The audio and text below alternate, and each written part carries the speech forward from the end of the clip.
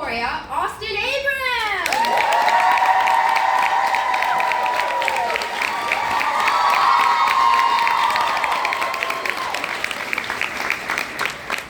From A Complete Unknown and Top Gun Maverick, Monica Barbaro.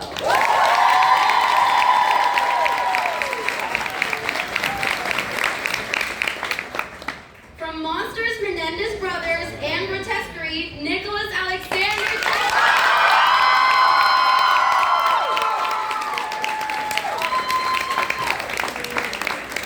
From Nickel Boys and When They See Us, Ethan Hersey.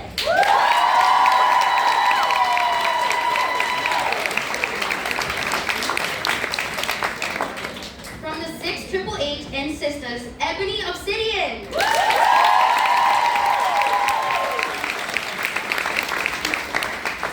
And from Cruel Intentions and Gossip Girl, Savannah Lee Smith.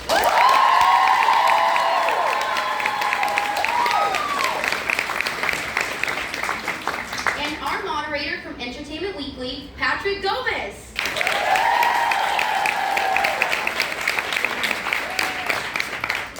Hello, everyone. How are y'all doing?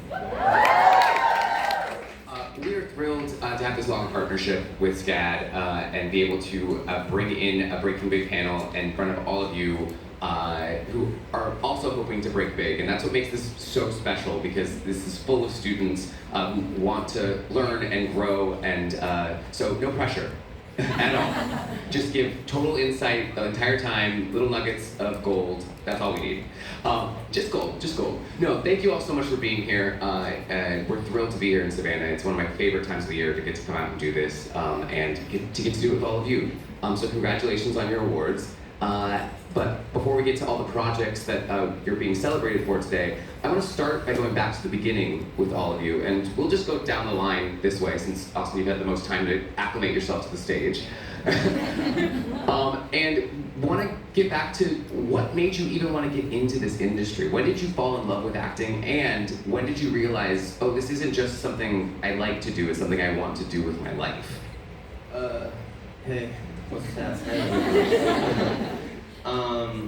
That's an interesting question. I've been thinking about it recently. I don't really know exactly. I mean, I think I grew up in Florida, and there's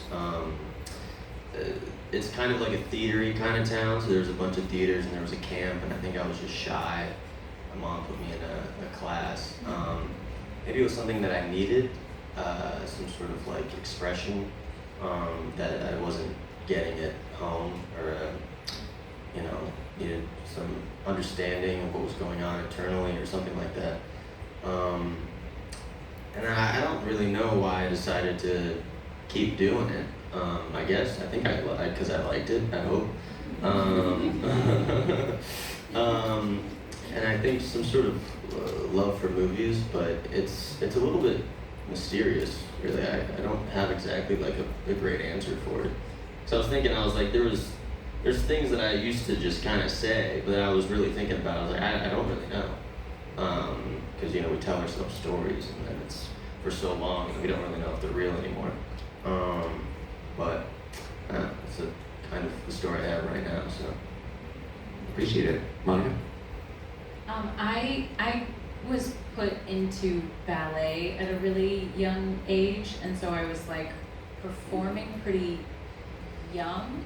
And then I remember when I was like 12 years old, I got to, and again, it's funny, like the number of interviews you do, like this is a repeated story, but it is true to my background, I guess. When I was 12, I got to do Midsummer Night's Dream in school. Like it was required Shakespeare training. It was like the year we were learning about that time in history. And so we got to work on a fun play of his. And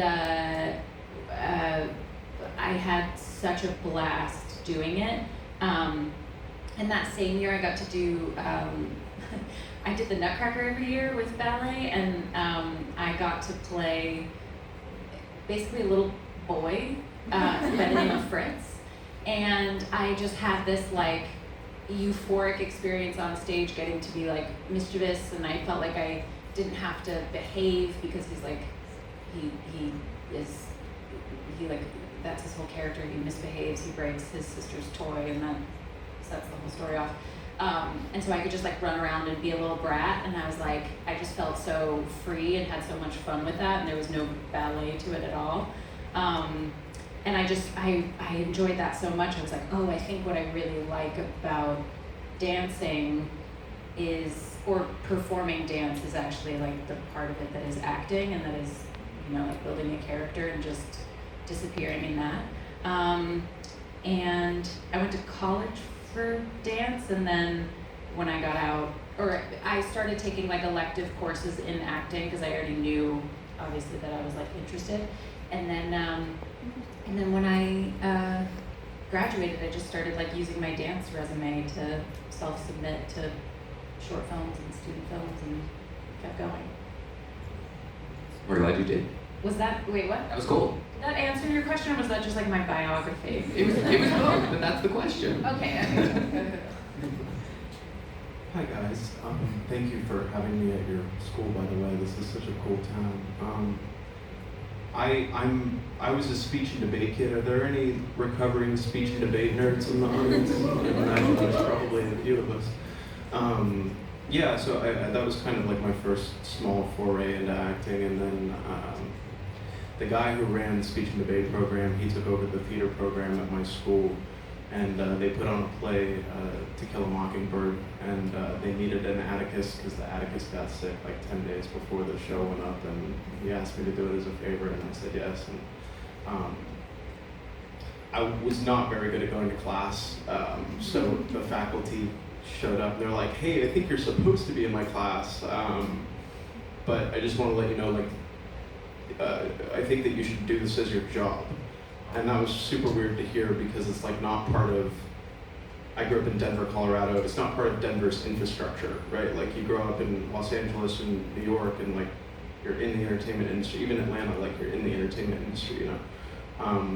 So it's super weird, like growing up in the Midwest, hearing that kind of encouragement. And then I just kind of got like one mentor after another telling me like, you should spend your time this way.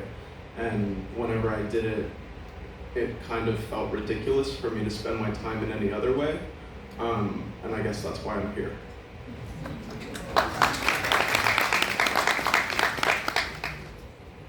Hi. Hello. I'm not sure. Oh, there. Cool. Hi. I started acting when I was 11. My sister was doing it. She started out in pageants. Someone walked up to my mom and was like, she'd be a great actor. And my mom was like, okay. At that time, I was convinced I was going to play basketball. I wasn't good enough to think that way, but I thought that I was going to the league. And then one day my mom told me to go to one of my sister's classes just to see if she was having fun, and I was like, all right. I went and ended up having a really good time, so I just asked if I could keep doing it.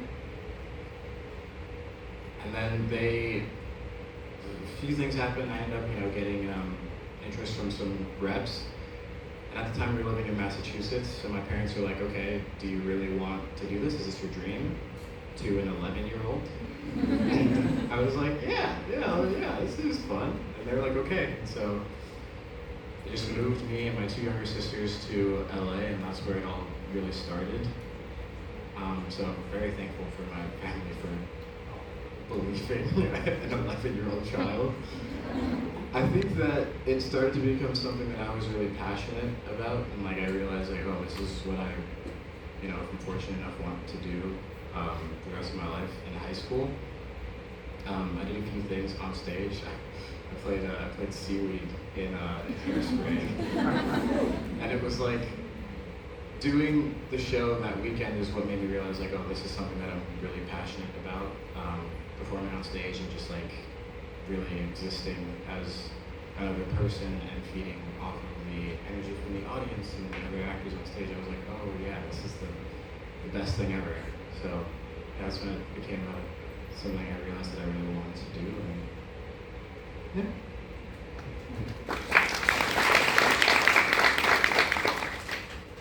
Hi. First of all, I don't know if I can talk because I'm just sitting here like, oh. I'm in the audience at the moment. But hi, my name is Ebony, and this is my first time in Savannah, and I've already been through this town. So if you have any recommendations on the way out, please feel free.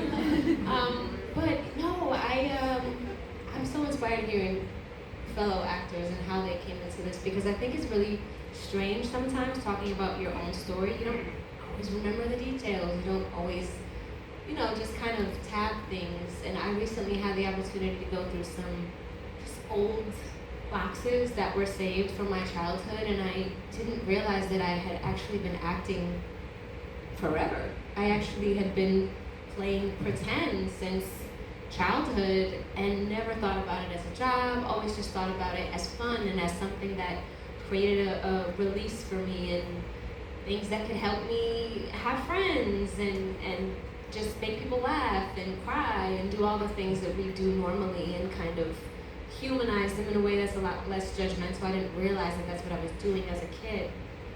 And then I think as I continued doing plays for schools, and I would sing and I would just do kind of different things in this space, I was going to college. I graduated high school early. I didn't know what I wanted to do, but I decided to do and study journalism. And as I was studying journalism, I Thank you for that. Yes, you're much better than me though. As I was doing that, I had an on-camera class. It was my first time doing anything on camera because everything had been on stage thus far. And I was interviewing someone about a very, to me, emotional topic, but it was a topic I wasn't supposed to be emotional about because I was a journalist or studying journalist. And that's when I realized I couldn't do that shit. And I was just like, okay, there are people who are cut out for this, it's not me. I'm a storyteller, and that's why I was drawn to this medium of work, and I'm just not doing it right. And it took me a while to have the courage to share that I wasn't happy doing what I was doing at the moment. It took me finding in one of these old boxes that I'm now going through a pamphlet to see that my mom had actually been studying acting when I was a child in New York City. And I brought it to her and I was like, what is this? I don't know about this, what is this? And she was like, yeah, you were young and it didn't pan out that way. And so we moved back to upstate New York, to our small town, and I raised you, and it's funny that you're having these thoughts now. And I was like, wow, okay. So I started going to a conservatory in New York City, the William Esper Studio, and that really was the building blocks of my confidence in the craft of acting. That was really the beginning of me seeking who I am as an artist. I would crash some other schools to see some screenings. I won't say which ones they are because I don't want to get them in trouble. They always thought I was a student. I don't know, they never ID'd me. Thank God. So I got to do a lot of, sit on a lot of Q&As and things like this, honestly, to gain even more inspiration. And after that, it was a string of indie films, finally focusing on getting representation, which is really, really hard. I know that step of the way is hard, not just getting them, but getting the people who are going to be on your side throughout your journey.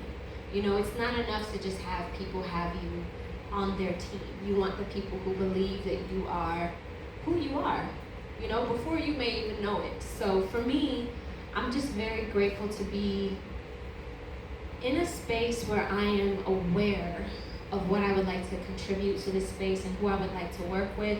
And more often than not, it's a lot of the younger artists. It's a lot of the people coming up with fresh ideas and a very interesting take on where we are now as a culture, as a country, as a people, and all of our nuances. And yeah, it's really exciting being in a room full of students because I'm a student too. We're always students. We're students of life. There's no handbook for this. It's really fucking hard.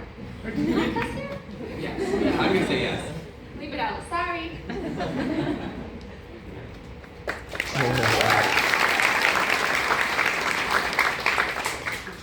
Hello? Okay, it is on. Hi, everyone. It's nice to see you all here. Where did I begin? I come from a very artistic family. My mother was a singer and dancer, and my dad a filmmaker and screenwriter. So art was always in the picture. I tried very hard to avoid that because I was intimidated by the struggles sometimes that you face as an artist. So I spent a long time trying to convince myself I wanted to be a lawyer or a doctor. Never gonna happen. I was very bad at math. And eventually I found my way into my choir at high school. I started as a singer. I always sang and I loved singing, so I thought that makes sense. And then on my first day, it was the first class at 7 in the morning, and my choir director thought I was a soprano. I'm not. And he was quite strict, so we couldn't take breaks and like sit down and things like that. And I passed out. And that day I went to my dean and I was like, I'm not gonna do this anymore. Is there another elective that I can take? I wanted to take dance, and she said that was full, and the only elective that wasn't full was drama. I was incredibly shy as a kid growing up. I was painfully shy, so that was terrifying to me, taking drama as an elective. But I had to, and then I fell in love with it.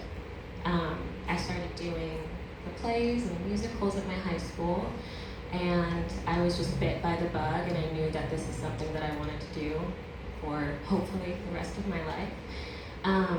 And then I went to New York University where I studied drama, and that's when I think I really decided that if I was ever awarded the opportunity to be in this space, that I would grip it and hold on to it for as long as I can. So yeah, I think that it's really important to fall into it and let yourself, be an artist. It's really scary sometimes moving into the professional world, but I think if you take that leap and really work hard at it, then you'll feel better. So yeah, I'm not a lawyer, I'm not a doctor, and I'm here, and I'm play one. here, but I could play one. Yeah, that's the important part. There we go. Well, I want to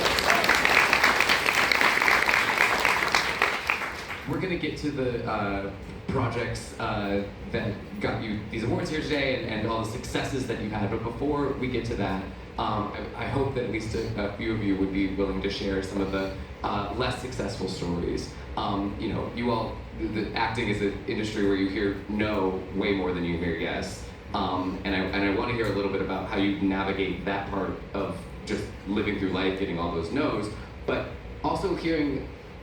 There's sometimes an audition's not right and it's not going well. Like, do any of you just have like an audition horror story to the point that it's now that you can laugh about it? I don't need to go like depressing, but anything?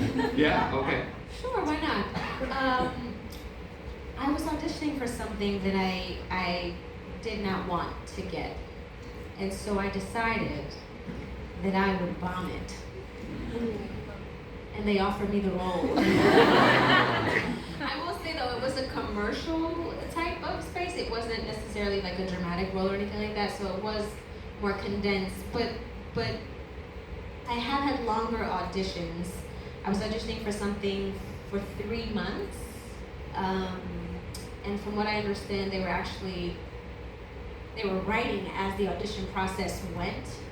And each time it came up, it was about 20 pages of information to be off book for, and it was pretty extensive. That was my first experience with such an extensive audition, but I had a really wonderful person, Clint Alexander of Fox, earlier on in my career, really nail it in me that the person who's going to get the job is the person who's prepared the most. It's not necessarily the person who's most talented, it's not necessarily the person who's even best for the job or the role. And after that, I was like, okay, I guess that makes sense. And I ended up getting a role that required me to be off book in abundance. I auditioned for something that was 60 pages long in the initial audition. And that was just the first round of that. So the horror in it was just that I wasn't prepared to begin with. And then really the encouraging part about it is you'll either learn that through the fire in the moment, or you can hear it from me now and just be prepared. Whatever you want to do, whether that's writing or filmmaking, really knowing what your vision is, because also there's a ton of people who have a vision that just might be stronger or more well articulated than yours.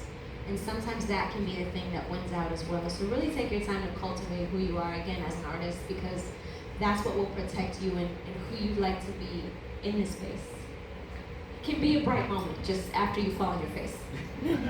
I think, I think also like there's so much about it that's like so outside of your control too. Sorry, I don't know why I'm I think like, I feel like I had to learn that there's so much that is completely impersonal about it too. You know, like they like wanted you to be blonde or something, you know?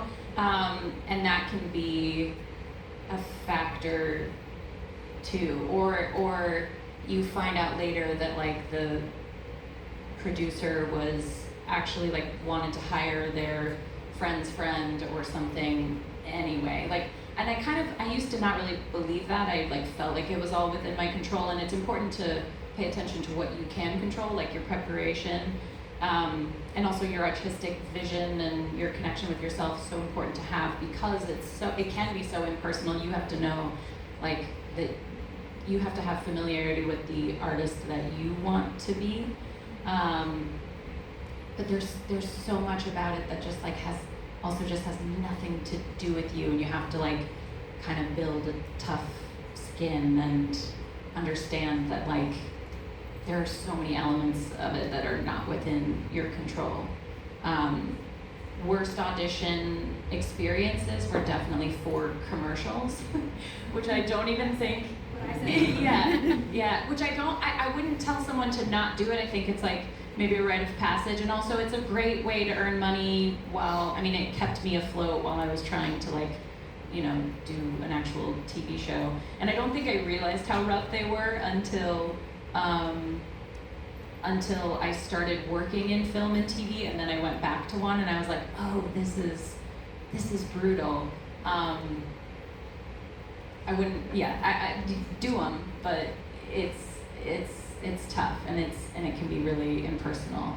But that's like why it's so great that you also have all of this education that you guys are getting, and like you're surrounded. We were talking in the back about how like just like surrounded by art here, and like sometimes the industry can sort of make you forget, or the audition process can make you forget that at the end of the day you are an artist. And so to continue to develop who you are as an artist in a way that the industry itself does not control, that is just your own voice, I think is just a super important thing to have. And then when you do have the opportunity to eventually have a voice in the work that you do, you have a better sense of who that is underneath it all, because you can kind of, I feel like I molded into like what I was supposed to be a lot just to get work, and then I got to a point where I was like, well, what do you think? And suddenly I was like, I didn't know I was allowed to do that. So it's important just to like keep nourishing the artist that you are. That sounds like woo-woo BS, but I mean it. I was, you know, I've had so many times, I've done it since I was younger, so I was terrified. I was really, really, really, really scared. A lot of identity was going to be wrapped up in how you would do. And you know, what they would say to the agents or something afterwards.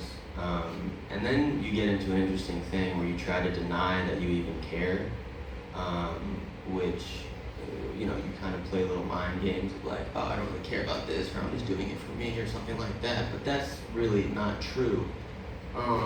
And by kind of like shutting down that part of yourself that really does want to do it, but or wants to get it and work on this, but if you shut down kind of one feeling, then you end up shutting down others that you're maybe not aware of. And so then it's really an interesting balance of finding and being like, no, I actually do want to do this, and being vulnerable in that way. like I do want to get this, and there's a certain kind of vulnerability that comes with that I think is then added to when you are doing it, so you're not denying a part of yourself. And then also developing, as something I'm still working on, but a kind of calm inner life inside of yourself, so that you don't get kind of swayed this way or that way, because things are going to go your way for a bit, and then they're not going to go your way, and it's kind of going to flip-flop back and forth.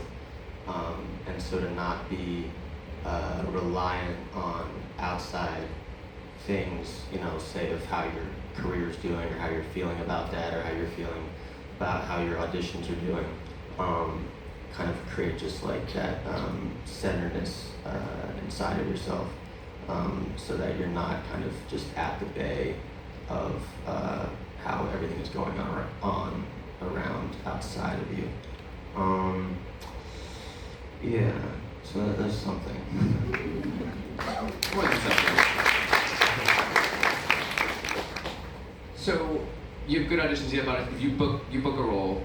Suddenly you're on set, and all of you have worked with huge names in the industry. How does that, when you're working, when you're on a call sheet with Brad Pitt and George Clooney or Tom Cruise, or all of you have worked with huge names,